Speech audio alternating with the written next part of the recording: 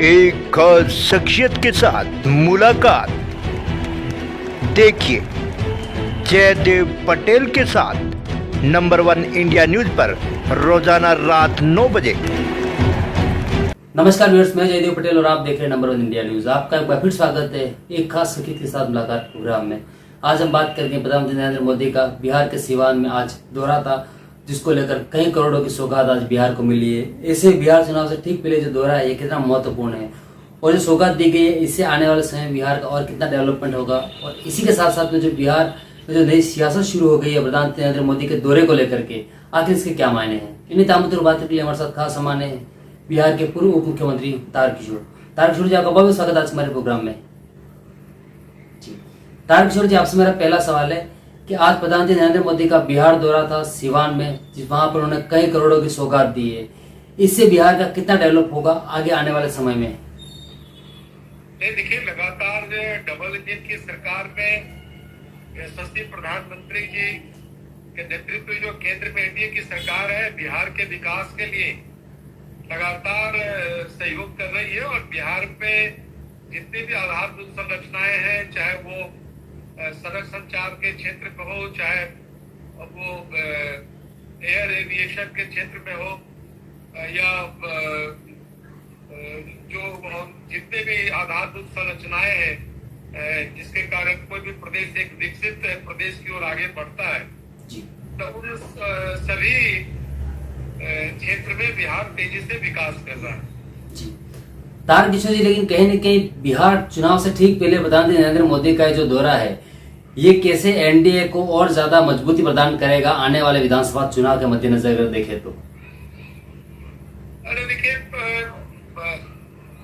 5 वर्षों का कार्यकाल होता है और हमारे माननीय प्रधानमंत्री जी लगातार जब से केंद्र में एनडीए की सरकार है, बिहार के विकास के लिए हर बेहतर कदम उठाने का काम कर रही है। और देखिए, हिंदुस्तान की राजनीति में ये पहली बार हुआ है, विशेष तौर पर बिहार में, कि बिहार के आम जनों के विकास के लिए जो भी हमारे राज्य की सरकार या केंद्र की सरकार ने संसाधन उपलब्ध कराए हैं, वो बिहार के लोगों ने महसूस किया है जी। तारकिशोर जी, आज बिहार में जब प्रधानमंत्री नरेंद्र मोदी ने अपना संबोधन शुरू किया जनता के बीच, तो ऐसे में कहें कि उन्होंने विपक्ष पर जमकर निशाना साधा, लेकिन इसको लेकर कहेंगे लालू प्रसाद यादव ने तंज कसते हुए कहा कि भाषण लंबा और राशन महंगा हो गया है।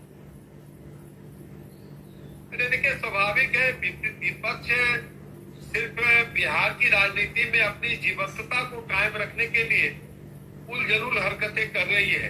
अन्यथा बिहार की जनता, जो विपक्ष के लोग हैं, उनको नकार चुकी है, क्योंकि उनकी सरकार को बिहार की जनता ने महसूस किया है। 2005 के पहले के बिहार को लोगों ने देखा है, 2005 के बाद के बिहार को देखा है। केंद्र से जब बिहार को लगातार जिस बड़े आकार में सहयोग मिला, उसको भी बिहार के लोगों ने महसूस किया है। तो स्वाभाविक है कि इसका लाभ आने वाले दिनों में निश्चित तौर पर होगा। और प्रधानमंत्री जी का आगमन हमारे से कार्यकर्ताओं को या भारतीय जनता पार्टी और एनडीए के नेताओं को भी उत्साहित किया है, ऊर्जान्वित किया है। इसीलिए हम पूरी तैयारी से आगामी बिहार विधानसभा चुनाव में हम सब जा रहे हैं और हम सब पूरे मजबूती से फिर सरकार बनाएंगे और बिहार के विकास के लिए हर संभव आवश्यक कदम उठाएंगे जी। तारकिशोर जी, आपसे मेरा एक आखिरी सवाल है कि कहें कि प्रधानमंत्री नरेंद्र मोदी का बिहार जो दौरा था उसको लेकर प्रधानमंत्री ने बार बार एक बात का जिक्र भी किया कि जंगल राज को हमने खत्म किया है, लेकिन यहीं पर कहेंगे विपक्ष का दूसरा आरोप है एनडीए सरकार पर कि जंगल राज तो खत्म हो गया, लेकिन कहेंगे मंगल राज जो है शुरू हो गया है। अरे देखिए, इस तरह की चीजों का कोई महत्व नहीं है। हम सब जो अभी सुशासन है और सबका साथ, सबका विकास, सबका विश्वास की जो अवधारणा माननीय प्रधानमंत्री जी की है, और हम सब भी एक सशक्त भारत और समर्थ बिहार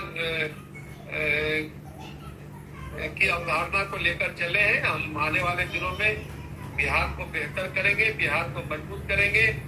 और विपक्ष अनावश्यक रूप से अनर्गल आरोप लगाते रहते हैं, लेकिन उससे एनडीए को कोई फर्क पड़ने वाला नहीं है। हम सब मिलकर बिहार के विकास के लिए हर आवश्यक कदम उठा आएगी। जी तारकिशोर जी, आपने हमारे लिए समय निकाला, उसके लिए आपका बहुत बहुत धन्यवाद।